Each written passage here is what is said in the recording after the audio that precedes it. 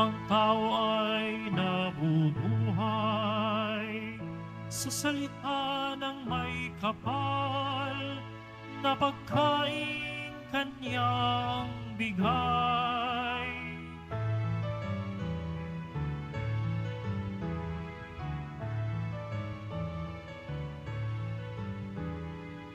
Alleluia,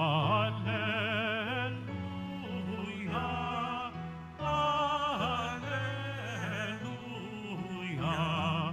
alleluia, alleluia.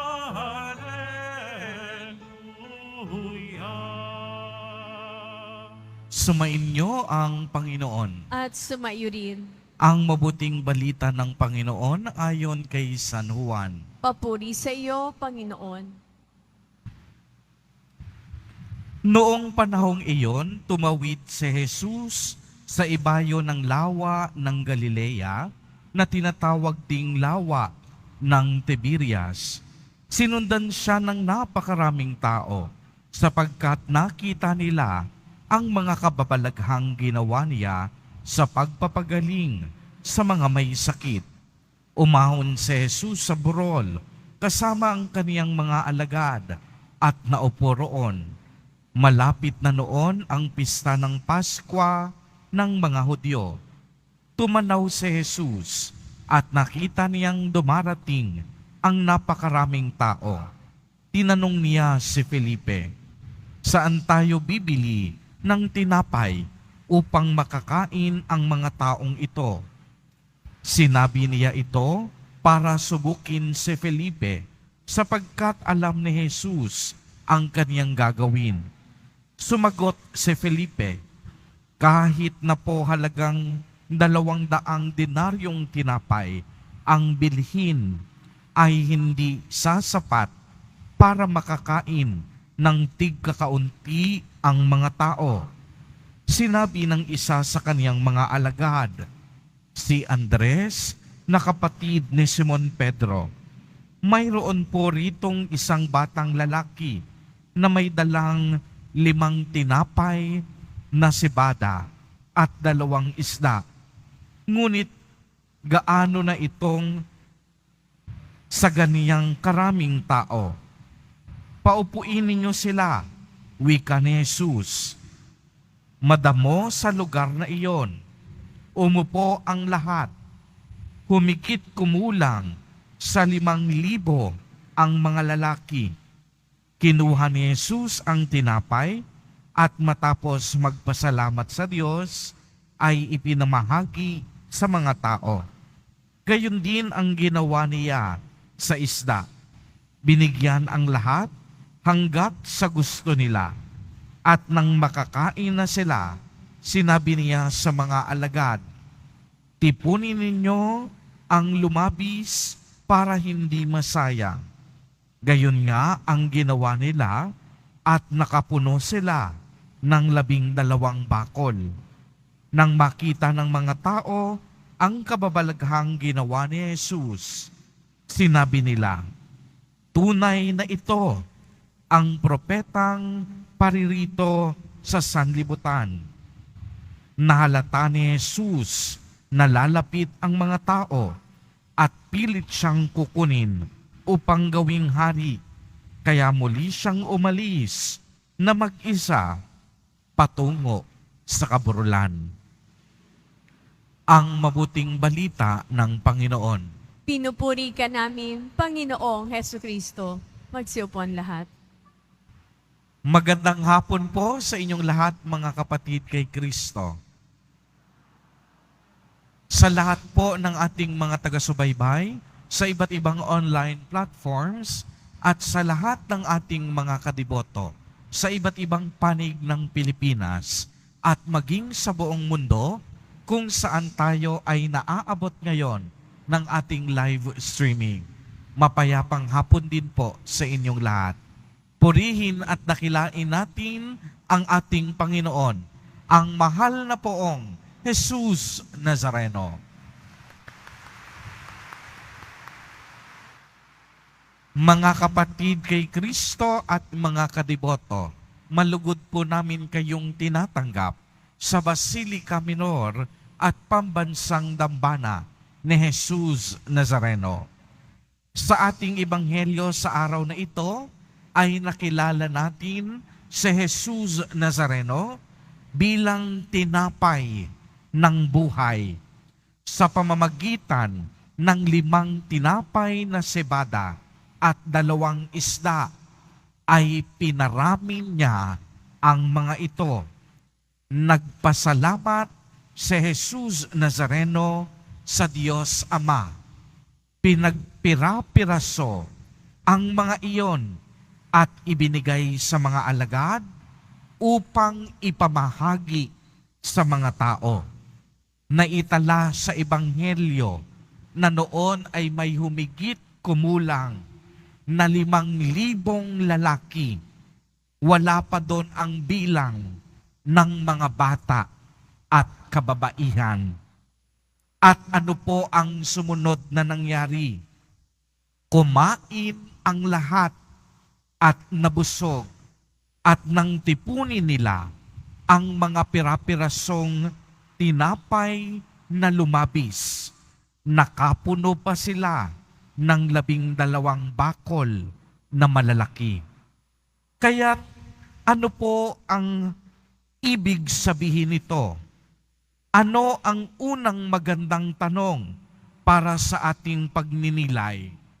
Kailangan klarado, saan po natin ngayon tinatanggap si Jesus Nazareno bilang tinapay ng ating buhay? Sa atin po bang mga simpleng panalangin at pagluhod sa altar? Sa atin bang mga salitang pagpupuri at pagsamba? Mga kapatid kay Kristo at mga kadeboto, simple lang ang sagot. Sa banal na Eucharistia ay tinatanggap natin si Jesus Nazareno bilang tinapay ng buhay. Sa banal na Eucharistia, tinatanggap natin ang tunay na katawan at dugo ni Kristo. Kaya nga ang magandang pagnilayan ay kung ano nga ba ang Eucharistia na ating ipinagdiriwang. Hango po sa salitang Griego na Eucharistien. Ang Eucharistia ay nangangahulugang nagpasalamat o nagbibigay pasasalamat. Ang Eucharistia ay pagpapaalala sa atin ng mga dakilang gawa ng Diyos. Ang paglikha, ang pagtubos, at pagpapakabanal sa ating lahat. Ang Eucharistia ay ang ating pagpapasalamat sa Diyos Ama sa pamamagitan ng pakikibahagi sa kamatayan at muling pagkabuhay ni Jesus Nazareno at sa pamamagitan ng kapangyarihan ng banal na Espiritu. Kaya nga kung inyong mapapansin, ang unang komunidad ng mga Kristiyano ay laging nagtitipon upang alalahanin, sariwain at pagtibayin ang pagliligtas na ginawa ng ating Poong Jesus Nazareno sa krus. Sa himalang ipinakita ngayon sa ating ebanghelyo sa pamamagitan ng pagpapakain sa 5,000 katao, pinatunayan ng Diyos na siya ang Diyos na parating nagkukusa upang tugunan ang ating pangangailangan. Hindi siya natutulog. Hindi siya pipi. Hindi rin siya bingi. Alam ng Diyos ang lahat ng ating kailangan. Alam ng Diyos ang lahat ng ating kahilingan. At alam ng Diyos ang lahat ng ating kakailanganin. Kaya naman, ang kaniyang pagmamalasakit sa bawat isa sa atin ay walang hanggan din. Nagmalasakit siya noon, nagmamalasakit siya ngayon, at magmamalasakit hanggang sa katapusan ng panahon. Ginawa ito ni Jesus Nazareno. Simple lang, dahil mahal na mahal niya ang bawat isa sa atin. Kaya't sa pagpapatuloy ng ating banal na Eucharistia sa araw na ito, naway ang ating panalangin. Jesus Nazareno, tulungan po ninyo kami na huwag makalimot sa inyo. Kayo po ang tunay na tinapay ng buhay. Kayo ay patuloy na nagkukusa upang tugunan ang aming pangangailangan. Kayo ang nagbibigay sa amin ng ibayong kalakasan. Ipaalala po ninyo sa amin lagi na walang saysay ang aming buhay kung wala kayo sa piling namin.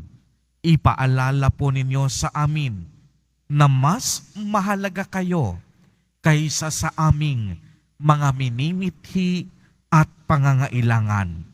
At higit sa lahat, turuan po ninyo kami na magpasalamat sa pamamagitan ng banal na Eucharistia na inyong inihabilin sa amin. Naway matuto kami na laging tumanaw ng utang na loob at magpasalamat sa mga biyaya na aming natatanggap sa araw-araw. Amen.